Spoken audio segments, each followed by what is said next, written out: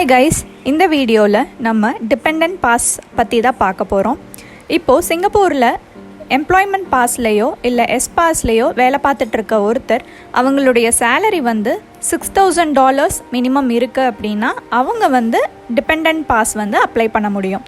இந்த டிபெண்டன்ட் பாஸில் அவங்க யாரை சிங்கப்பூருக்கு கூட்டிகிட்டு வர முடியும் அவங்க ஃபேமிலி மெம்பர்ஸில் அப்படின்னா அவங்க ஸ்பவுஸ், அதுக்கப்புறம் குழந்தைங்களை கூட்டிகிட்டு வரலாம். லீகலி மேரிட் ஸ்பவுஸ் அண்ட் குழந்தைங்களை. இந்த டிபெண்டன்ட் பாஸ் நம்ம அப்ளை பண்ண போகிறது கிடையாது. ஃபார்ம் ஃபில் பண்ணுறதும் டாக்குமெண்ட்ஸையும் நம்ம எம்ப்ளாயர்கிட்ட சப்மிட் பண்ணுறது தான் நம்மளுடைய வேலை.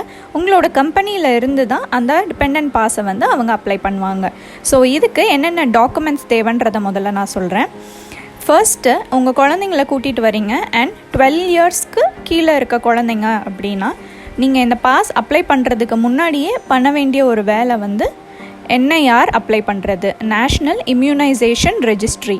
அதாவது குழந்தைங்களுக்கு நம்ம நாட்டில் போட்டதுக்கான வேக்சினேஷன் பற்றின டீட்டெயில்ஸ் இது எல்லாத்தையுமே சிங்கப்பூரில் ஹெல்த் ப்ரொமோஷன் போர்டில் இங்கே இந்த ஃபார்ம் மூலியமாக நம்ம அப்ளை பண்ணி அப்ரூவல் வாங்கணும். அப்ரூவல் வாங்கினதுக்கப்புறமா உங்களுக்கு அவங்க HBBன்னு ஒரு நம்பர் கொடுப்பாங்க. அந்த நம்பர் வச்சு தான் நீங்கள் குழந்தைக்கு டிபெண்டன்ட் பாஸ் அப்ளை பண்ண வேண்டியதாக இருக்கும். இப்போது இந்தியா எடுத்துக்கிட்டிங்கன்னா நம்ம இந்தியாவில் இம்யூனைசேஷன் ஸ்கெட்யூல் படி MMR வேக்சினோட first dose 9 to 12 months of ஏஜ்லையும், செகண்ட் டோஸ் 16 to 24 monthsக்குள்ளே கொடுக்க வேண்டியது.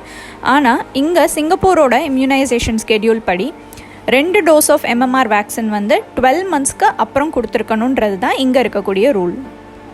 ஸோ இவங்களை பொறுத்த வரைக்கும் நம்ம அந்த 9 to 12 கொடுக்குறோம் இல்லையா, அந்த MMR வேக்சின் வேலிட் கிடையாது.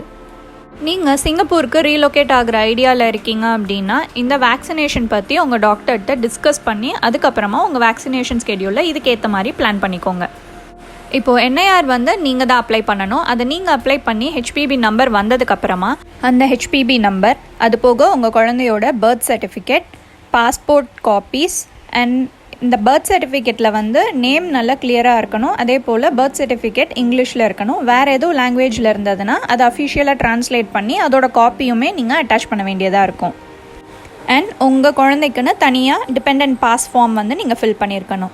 நெக்ஸ்ட் ஸ்பவுஸ்க்கு என்னென்ன டீட்டெயில்ஸ் அப்படின்னா அவங்களுக்குமே பாஸ்போர்ட் காப்பி, அது போக மேரேஜ் சர்டிஃபிகேட் அண்ட் அது போக உங்கள் ஒய்ஃபோட educational qualification, work or salary வேணும்னா நீங்கள் சப்மிட் பண்ணலாம். அது போக உங்கள் ஒய்ஃப்க்குன்னு தனியாக ஒரு டிபெண்டன்ட் பாஸ் ஃபார்ம் நீங்கள் ஃபில் பண்ணியிருக்கணும். ஸோ இந்த டாக்குமெண்ட்ஸ் அண்ட் டிபெண்டன்ட் பாஸ் இது எல்லாத்தையும் நீங்கள் உங்கள் எம்ப்ளாயர்கிட்ட சப்மிட் பண்ணிங்க அப்படின்னா அவங்க உங்களுக்கு டிபெண்டன்ட் பாஸ்க்கு அப்ளை பண்ணிவிடுவாங்க. இந்த டிபெண்டன்ட் பாஸ் அப்ரூவ் ஆகி வர்றதுக்கு ஒரு 3 to 4 weeks டியூரேஷன் ஆகும். இந்த டிபெண்டன்ட் பாஸினுடைய அப்ரூவல் ஸ்டேட்டஸை நீங்கள் ஆன்லைனில் செக் பண்ணிக்கலாம். அப்ரூவ் ஆனதுக்கப்புறமா உங்களுக்கு IPA லெட்டர், இன் பிரின்சிபல் அப்ரூவல் லெட்டர் ஒன்று வரும். இந்த IPA லெட்டர் தான் உங்கள் ஃபேமிலி சிங்கப்பூரை என்டர் ஆகிறதுக்கான வீசா. இந்த IPA லெட்டருக்குன்னு ஒரு பர்டிகுலர் வேலிடிட்டி இருக்கும். எக்ஸாம்பிளுக்கு இப்போ எம்ப்ளாய்மெண்ட் பாஸ் ஹோல்டர்ஸ் அவங்க அப்ளை பண்ணுறதுக்கு அவங்களுக்கு 6 months வேலிடிட்டி இருக்கும். அந்த 6 மாதத்துக்குள்ளே அவங்க ஒய்ஃப் குழந்தைங்களை சிங்கப்பூருக்கு கூட்டிகிட்டு வந்துடணும். அந்த IPA லெட்டர் வச்சு தான் அவங்க உள்ளே என்டர் ஆவாங்க. இந்த லெட்டர் வச்சு தான் நெக்ஸ்ட் MOMல அப்பாயின்மெண்ட் வாங்கணும். அப்பாயின்மெண்ட் நம்ம ஆன்லைன்லேயே புக் பண்ணிக்கலாம். ஆன்லைனில் நீங்கள் அப்பாயின்மெண்ட் புக் பண்ணிவிட்டு உங்களுக்கு நோட்டிஃபிகேஷன் லெட்டர், அப்பாயின்மெண்ட் லெட்டர் வரும். அந்த அப்பாயின்மெண்ட் லெட்டர், நோட்டிஃபிகேஷன் லெட்டர், இந்த IPA லெட்டர், அது போக அதுலேயே அவங்களுக்கு மென்ஷன் பண்ணியிருப்பாங்க அந்த நோட்டிஃபிகேஷன் லெட்டரில் என்னென்ன டாக்குமெண்ட்ஸ் நீங்கள் வெரிஃபிகேஷனுக்கு கொண்டுட்டு வரணும்னு. அந்த டாக்குமெண்ட்ஸ் எல்லாம் இது எல்லாத்தையும் கம்ப்ளீட்டாக எடுத்துகிட்டு எந்த டேட்டில் அப்பாயின்மெண்ட் புக் பண்ணியிருக்கீங்களோ அன்றைக்கி நீங்கள் போய் டாக்குமெண்ட் வெரிஃபிகேஷன் எல்லாம் கம்ப்ளீட் பண்ணிவிட்டு தம் பிரிண்ட்ஸ் எடுப்பாங்க, அதே போல் ஃபோட்டோகிராஃப்ஸ் எடுப்பாங்க. இந்த ப்ராசஸ் எல்லாம் முடிச்சிட்டிங்க அப்படின்னா குறிப்பிட்ட நாளுக்கு அப்புறம் உங்களுக்கு உங்களுடைய DP card, dependent pass card வந்துடும். இந்த கார்டு நேராக உங்கள் எம்ப்ளாயர்கிட்ட போகும். நீங்கள் உங்கள் எம்ப்ளாயர்கிட்ட இருந்து இந்த கார்டை கலெக்ட் பண்ணிக்கலாம். ஒன்ஸ் கார்டு வந்துருச்சு அப்படின்னா எல்லா ப்ராசஸும் கம்ப்ளீட் ஆயிடுச்சு. நெக்ஸ்ட் இந்த டிபெண்டன்ட் பாஸ்க்கு எவ்வளோ வேலிடிட்டி அப்படின்னா மெயின் பாஸ் ஹோல்டர் இருக்காங்கல்ல, ஃபார் எக்ஸாம்பிள் இப்போ உங்கள் ஹஸ்பண்ட் தான் இங்கே ஒர்க் பண்ணுறாங்க அப்படின்னா அவங்களுடைய பாஸ் வேலிடிட்டி எவ்வளவோ அதுதான் உங்கள் டிபெண்டன்ட் பாஸ்னுடைய வேலிடிட்டி. ஃபார் எக்ஸாம்பிள் இப்போ அவங்க 1 year கழிச்சோ இல்லை 2 year கழிச்சோ வேறு ஒரு கம்பெனி மாறுறாங்க அப்படின்னா அவங்களுடைய பாஸ் எப்படி ரெனியூ ஆகுமோ அதே போல் உங்கள் டிபெண்டன்ட் பாஸும் ரெனியூ ஆகும். இந்த டிபெண்டன்ட் பாஸ் வச்சு உங்கள் குழந்தை இங்கே ஸ்கூலில் படிக்கலாமா அப்படின்னா தாராளமாக படிக்கலாம். ஸ்கூலிங் வந்து டிபெண்டன்ட் பாஸ் வச்சே அவங்க அட்டென்ட் பண்ணலாம். அதுவே வந்து காலேஜ் டிகிரி டிப்ளமோ அந்த மாதிரி பண்ணுறாங்க அப்படின்னா அதுக்கு தனியாக அவங்களுக்கு நம்ம ஸ்டூடெண்ட் பாஸ் அப்ளை பண்ணி வாங்கணும். சப்போஸ் அவங்க பண்ணக்கூடிய டிகிரி அவங்க டிபெண்டன்ட் பாஸ்னுடைய வேலிடிட்டிக்குள்ளேயே முடிஞ்சிரும் அப்படின்னா தனியாக ஸ்டூடெண்ட் பாஸ் அப்ளை பண்ண வேண்டியதில்லைன்னு சொல்கிறாங்க. இருந்தாலும் நீங்கள் ஒரு தடவை வெரிஃபை பண்ணிக்கோங்க. நெக்ஸ்ட் இருக்க கொஷின் வந்துட்டு டிபெண்டன்ட் பாஸ் வச்சு ஸ்பவுஸ் வந்து வேலை பார்க்க முடியுமா அப்படின்னா ஒர்க் பண்ணலாம். ஆனால் அதுக்குன்னு சில ப்ரொசீடிங்ஸ் இருக்குது. ஸோ அந்த ப்ரொசீஜர் படி நீங்கள் ஃபாலோ பண்ணால் மட்டும்தான் நீங்கள் டிபெண்டன்ட் பாஸ் மூலியமாக இங்கே ஒர்க் பண்ண முடியும்.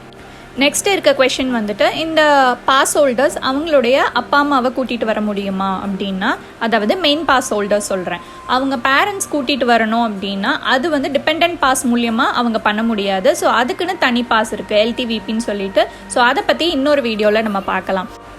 ஸோ இந்த வீடியோ உங்களுக்கு யூஸ்ஃபுல்லாக இருந்திருக்கும்னு நம்புகிறேன். மேலும் இந்த மாதிரி பயனுள்ள வீடியோஸ்க்கு மறக்காமல் மாலினி ஸ்ட்ரையாலஜி சேனலை சப்ஸ்கிரைப் பண்ணுங்கள். அண்ட் இந்த வீடியோவை லைக் பண்ணுங்கள், ஷேர் பண்ணுங்கள், கமெண்ட் பண்ணுங்கள்.